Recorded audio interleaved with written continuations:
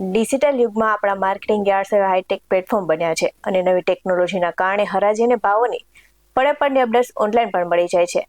ત્યારે ચાલો જાણીએ રાજકોટ માર્કેટિંગ યાર્ડમાં શું ભાવ મળી રહ્યા છે અને કેટલી આવક નોંધાઈ રહી છે. નમસ્કાર દર્શક મિત્રો, BS9 TV ન્યૂઝમાં આપની સાથે હું છું નેહા પટેલ.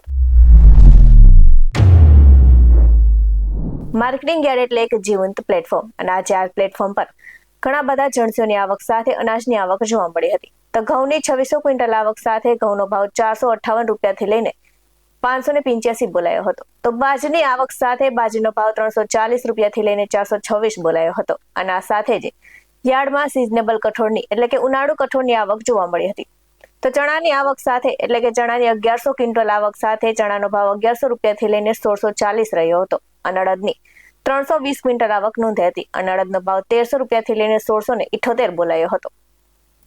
તો વટાણાની 1000 ક્વિન્ટલ આવક સાથે વટાણાનો ભાવ 650 થી લઈને 1000 બોલાયો હતો. આ સાથે તેલીબિયાની આવકની પર નજર કરીએ તો વાત છે તેલીબિયાની આવકની. તો કપાસની 340 ક્વિન્ટલ આવક સાથે કપાસનો મણદીઠ ભાવ 1300 રૂપિયાથી લઈને 1760 બોલાયો હતો. તો જાડી મગફળીની આવક સાથે જાડી મગફળીનો ભાવ 1150 થી લઈને 1615 રહ્યો હતો.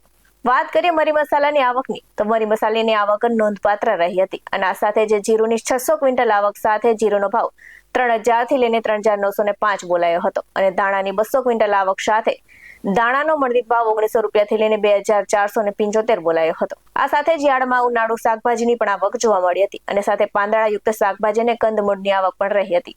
તો મરચાની આવક સાથે મરચાનો ભાવ 578 થી લઈને 881 રહ્યો હતો અને બટાકાની આવક સાથે બટાકાનો ભાવ 105 રૂપિયાથી લઈને 294. તો ભીંડાની આવક સાથે ભીંડાનો ભાવ 268 રૂપિયાથી લઈને 591 રૂપિયા બોલાયો હતો. આ સાથે જ કારેલાની પણ આવક જોવા મળી હતી અને કારેલાના ભાવ 312 રૂપિયાથી લઈને 526 બોલાયા હતા. તો આ સાથે જ રાજકોટ માર્કેટિંગ યાર્ડમાં ઉનાળુ શાકભાજી, કઠોળ, તેલીબિયા, ફળફળાદીની આવક જોવા મળી હતી અને ખેડૂતોની અને વેપારીઓની ચહલ-પહલ જામી હતી. આ સાથે જ સરદાર વલ્લભભાઈ પટેલ મુખ્ય માર્કેટિંગ યાર્ડની આજના ભાવની વાત કરતો કપાસ બીટીનો ભાવ 1300 થી લઈને 1760 રહ્યો હતો.